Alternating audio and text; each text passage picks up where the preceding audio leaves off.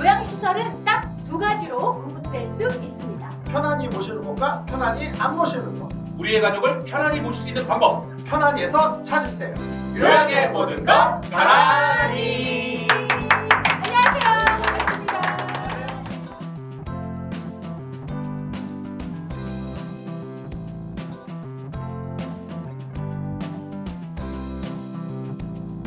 자, 네. 오늘은요, 우리가 또 새로운 주제를 한번 이야기를 나눠볼까 하는데, 예. 오늘은 요양보호사와 요양시설의 매칭에 대해서 이야기를 중요하다. 나눠보도록 네. 하겠습니다. 그 첫 번째로 어떤 요양시설에 아, 취업을 해야 예. 할까? 어떤. 예. 근데 제 주위에 보면 예.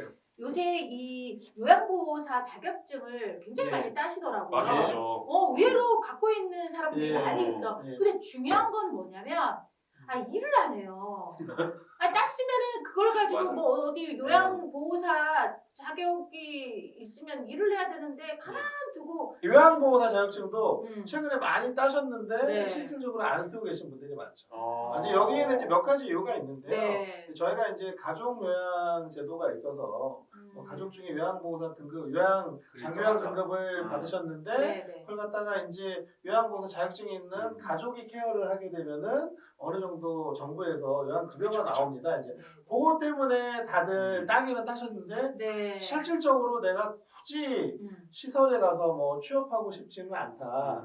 이렇다 보니 실질적으로 그 자격증이 전국에 그 나간 자격증 개수에 비해서 그렇죠. 요양 시설들이 이 요양보호사를 모실 때는 엄청나게 그 적은 숫자가 실질적으로 취업을 희망하시기 때문에 힘든 상황입니다. 저는 그러니까, 궁금한 게 예.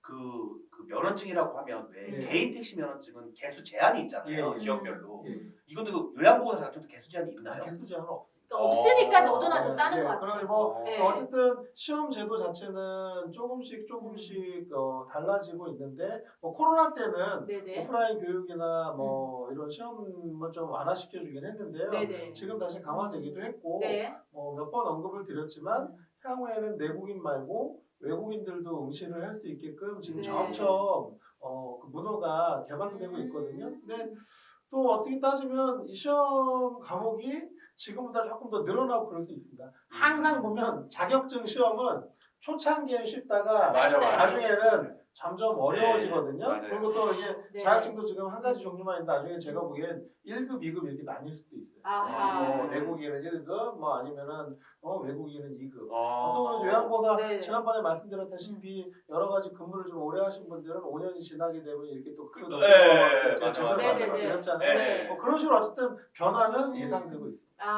그러면은 네네. 만약에 제가 요양보호사 예. 자격증을 땄어요. 예. 그럼 제가 그 어떤 시설에 취업을 해야 잘하는 거예요? 이게 지금 되게 중요한 거예요. 요양보호사 따신 분들이 취업을 할 때 일단 각자의 개인 상황이 제일 중요합니다. 저는 이제 그 중에서도 제일 중요한 게 네네. 내가 왜 취업을 하는지를 먼저 아는 게 제일 중요해요. 근본적인 이유. 그렇죠. 내가 이제 어떤 봉사와 희생정신 때문에 그래서 일을 하고 싶을 때하고 네. 내가 돈을 벌고 싶을 때하고 그때에 따라서 내가 골라야 되는 시설도 되게 다르고요. 그다음에 뭐 고려해야 되는 여러 가지 사항들이 네. 사람마다 다르기 때문에 이게 제가 이제 이 편안이라는 플랫폼을 만들고 가장 중요한 게 네. 사람들이 요양시설을 찾을 때도 각자의 상황 따라서 다른 선택을 하듯이 내가 요양시설에 취업을 하고자 할 때도 각자의 상황에 따라서 다른 선택을 해야 되거든요. 네. 그런 거에 대한 정보가 지금 너무 없기 때문에 제가 그런 정보를 줘야겠다라고 해서 편안이라는 플랫폼을 만들었던 거고요. 지금 뭐 말씀하신 대로 몇 가지 사항들을 조금 고민을 해서 네네. 각자마다 선택을 달리 해야 됩니다. 그렇다면 구체적으로 고려할 점이 있다면 어떤 부분들이 있을까요? 뭐 일단 제일 중요한 게 왜 우리 가람 씨가 잘하는 거 있잖아요. 이거 물론 급여가 제일 중요합니다. 근데 상대적으로 요양보호사분들이 시설 취업을 할 때 네. 급여는 2순위, 3순위예요. 왜냐면 급여가 대부분 똑같거든요. 그래서 이게 이제 급여가 최저시급에서 좀 넘어가는 범위로 해서 네네. 특히 제가 시설이든 아니면은 시설 요양이든 기본적인 급여가 정해져 있어요. 네네네. 다만 이제 최근에 대기업들이 많이 들어오다 보니 대기업들이 하는 시설들은 급여를 조금 높게 주기를 합니다. 왜냐면은 거긴 시설이 뭐 상급병원 상급 침실료까지 좀 바꿔서 네네. 1인당 받는 금액도 좀 커질 뿐만이 아니라 일하시는 분들 급여를 조금 더 드리는 경향이 있거든요. 네. 그게 아니라 보면 급여가 거의 동일하기 때문에 급여는 고려상이 아니고요. 현실적으로 가장 첫 번째는 출퇴근거리입니다. 맞아. 이 요양시설에서 일하시는 분을 찾기가 가장 힘든 이유가 네. 제가 몇 번 말씀드렸다시피 아니 어차피 최저시급 주는데 내가 집 앞에 있는 편의점이나 우리 단지에 있는 식당 가서 일을 하지.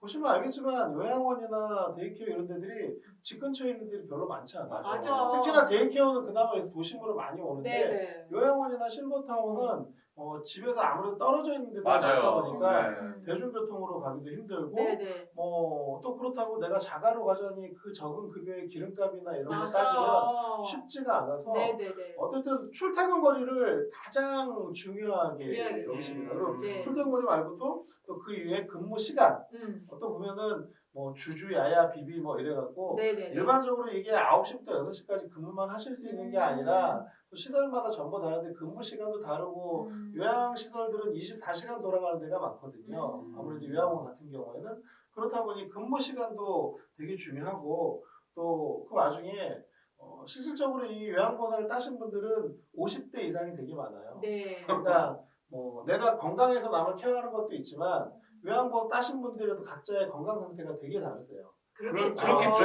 예를 들어서 네. 뭐 요양원 같은 경우는 가서 어르신들 뭐 뻐쩍뻐쩍 들어야 될 수도 있고 힘도 더 그렇죠. 많이 써야 되는데 네네. 또 상대적으로 데이케어 같은 경우에는 조금 그보다 상태가 좀 나시기도 하고 또 요양병원, 실버타운, 방문요양마다 전부 다른 특성이 있거든요. 네네네. 이제 이렇다 보니까 이런 것들을 가려서 하셔야 돼요. 대부분은 요양보호사 따신 다음에 이런 거에 대한 정보가 하나도 없거든요. 그러니까 그냥 옆집 김씨 아줌마가 네네. 따서 그 아줌마가 하자는 대로 나도 따라가고 이러는데 그게 아니라 편안히 물어보시면 돼요. 네네. 편안히 물어보셔서 네네네. 내가 요양보호사를 땄는데 사회복지사를 땄는데 나는 이러한 니즈 때문에 이러한 일을 하고 내 시간은 이렇게 쓸 수 있다.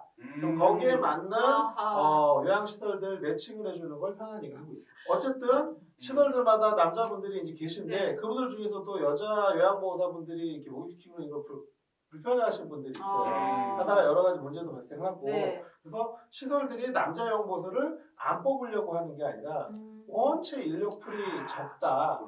약간 그러네요. 그런 한계가 있습니다. 그래서 네네네. 어쨌든 향후에는 이런 부분들이 저희가 매칭을 좀 신경을 써서 조율이 될 겁니다. 그래서 네네. 지금은 어쨌든 다시 한번 정리를 해드리면 급여가 원체 거의 차이가 없다 보니 상대적으로 근무지와의 거리가 네. 되게 중요하고요. 근데 이제 여기 보면 요양시설을 찾으시는 분들이 되게 어려워하는 분들이 있어요. 거기 보면 그 시설장님이 어떤 사람인지도 궁금하고 궁금하죠. 복지 제도도 궁금하고 네. 또 계셨던 분들의 어떤 평도 궁금하고 궁금하지. 지금 여태까지는 그런 거를 알기가 되게 힘들었거든요. 편안히 해서 정보를 확인하실 수 있습니다. 자기가 다닌 직장에 대해서 여러 가지 풍경을 하고 평점을 블라인드구나. 앱이거든요. 그래서 이제 네네. 직장에 취업하려는 분들은 요새 그 앱을 많이 참여를 합니다. 저희는 편안히 해서 그 기능을 지금 이제 갖추고 올 봄에 오픈을 합니다. 네. 좋다. 그래서 시설에서 근무하셨던 분들이 뭐가 좋다 나쁘다라고 얘기를 해서 네네네. 시설에 취업을 하시고자 하는 분들이 거기서 정보를 얻을 수 있게 취업하고자 하는 시설들 찾아보실 때 저희가 많은 정보를 드릴 수 있도록 편안해서 그분을 신경 쓸 예정입니다. 그분들의 네. 신변을 블라인드 처리하기 때문에 아주 그분들이 신랄하고 아주 솔직하게 쓰겠네요. 예, 그렇죠. 근데 이제 그게 시설 입장에서는 되게 부담스러울 수도 있고요. 이게 저는 이해를 하면 아까 역차별이라는 거 우리가 지금 우리 유튜브니까 하고 싶은 말 마음대로 해도 되잖아요. 네네. 이 세상이 역차별이 되게 심해요. 어떻게 보면 그 시설에 대한 정보를 주는 것도 중요하지만 이 시장에 제가 다음번에도 얘기했지만 그 요양보호사나 사회복지사님들 앞에서 어떻게 일하는지 품평도 좀 중요하거든요. 맞아. 근데 시설에 대한 정보를 얻는 거는 상대적으로 쉬운데 그 일하시는 분들의 정보를 제공하는 것도 어렵다 보니 뭐 너무 다음에 거 지금 얘기하면 안 될 것 같아요. 네네네. 어쨌든 여기까지 하십시오. 약간 네. 이제 그런 부분까지 고려를 해서 네. 자 요양시설에 취업하시고 싶은 요양보호사분들이 있잖아요. 한번 봄 지나서 편안히 사이트에 한번 들어와 보세요. 내가 어디에 어떻게 취업을 해야 되고 어떤 건지 편안히에서 가장 유용한 정보를 드리면서 알려드릴 겁니다. 그리고 그거를 통해서 네. 어쨌든 이런 취업을 하시는데 또 저희가 좋은 역할을 해드리고 싶습니다. 그렇습니다. 자, 앞으로도 저희 편안히는요, 요양에 관한 모든 것들을 함께 고민하고 해결해 나가도록 하겠습니다. 여러분의 실버 라이프가 골드 라이프가 되는 그날까지 편안히 노력은 계속됩니다. 여러분 이번 한 주간도 편안히